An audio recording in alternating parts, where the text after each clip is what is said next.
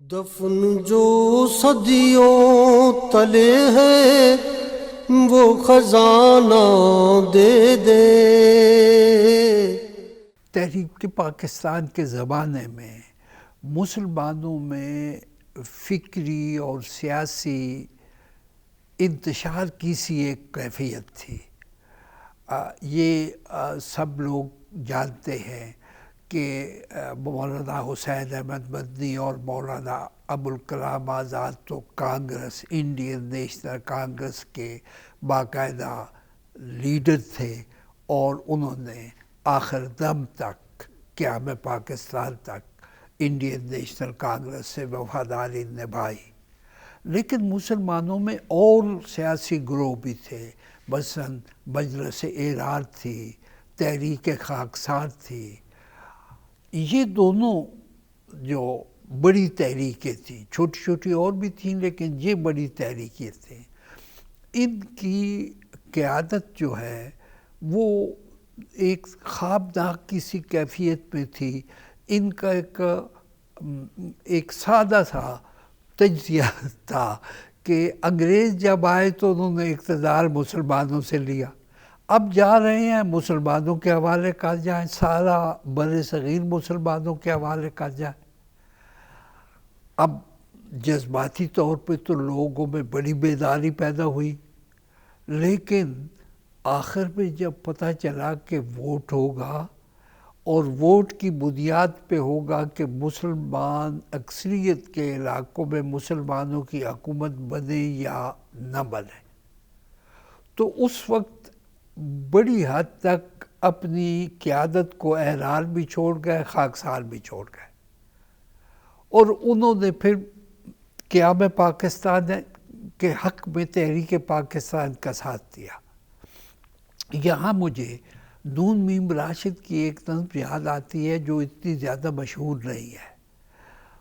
وہ اس نظم میں وہ بتاتے ہیں، نثری نظم کی سی ہے، کہ جلسہ ہو رہا ہے اور جس طرح سے علامہ مشرقی صاحب آ کے تو لوگوں سے سلوٹ لیتے تھے، اور سلوٹ کے بعد پھر لوگوں کو ہدایات دینا شروع کرتے تھے اپنی تقریر میں، وہ جلسہ ہو رہا ہے، لیکن حیرت کی بات ہے کہ علامہ مشرقی اسٹیج سے غائب ہیں، اقبال کھڑے ہوئے ہیں۔ تو یہ نظم جو ہے وہ کوئی بہت مقبول نظم نہیں ہے اور کوئی بہت فنی اعتبار سے پختہ نظم بھی نہیں ہے، لیکن چونکہ وہ خود خاکسار تحریک کے بڑے پرجوش حامی رہے تھے، تو یہ جو بات ہے اس کی طرف ہمیں توجہ دینی چاہیے، اور اس تعصب کو چھوڑ دینا چاہیے کہ فلاں حیران تھا اور فلاں خاکسار تھا۔ بھئی جب پاکستان بننے کا وقت آیا تو علامہ مشرقی بجا اقبال ہی سلوٹ کر رہا تھا، تو جو علامہ مشرقی کے فالوور تھے وہ اقبال کی بات مان رہے تھے۔ یہی حال تحریک ایران کا تھا۔ تو ہمیں اس طرح کی حد بندی، سیاسی حد بندی جو ہے اسے ختم کر دینا چاہیے۔ پاکستان بنا ہے مسلمان عوام کی رائے سے، الیکشن میں ووٹنگ سے۔ Pakistan was voted into existence, اور یہ کیسے ہوا؟ صرف مسلم لیگ نہیں، سارے ہی مسلمانوں کی اکثریت نے اپنی اپنی جماعت کی جو سیاسی حدود ہیں انہیں توڑ کے قائد اعظم کا، علامہ اقبال کا ساتھ دیا، اور یوں مسلم اکثریت کے علاقوں میں اکثریت کامیاب ہوئی، مسلمان کامیاب ہوئے۔ تو اب جب پاکستان بن چکا ہے تو ہمیں یہ ان تعصبات کو ختم کر دینا چاہیے کہ فلاں خاکسار تھا اور فلاں احرار تھا اور فلاں دیوبندی تھا۔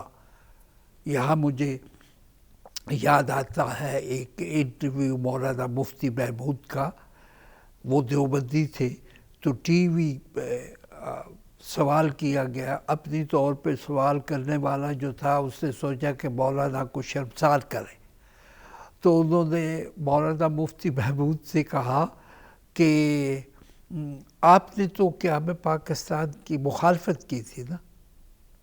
تو انہوں نے کہا ہاں ہم نے کی تھی، لیکن ہم سمجھتے تھے کہ پاکستان نہیں بنے گا اور مسلمانوں کو نقصان ہوگا. جب پاکستان بن گیا تو ہمیں پتہ چلا یہ تو بن گیا ہے، مسلمانوں کو فائدہ ہے، اب ہم پاکستان کے حق میں کام کر رہے ہیں. تو یہی جو تصور ہے اسے ہمیں اپنانا چاہیے قومی وحدت کے لیے پاکستان میں. اور جب ہم اسے اپنا لیں گے تو فرقہ بندی ہے کہیں اور کہیں ذات کی باتیں ہیں، یہ سب ختم ہو جائیں گی اور سارے پاکستانی ایک ہو جائیں گے، قومی وحدت کی منزل پہ ہم پہنچ جائیں گے. دفن جو صدیوں تلے ہے وہ خزانہ دے دے.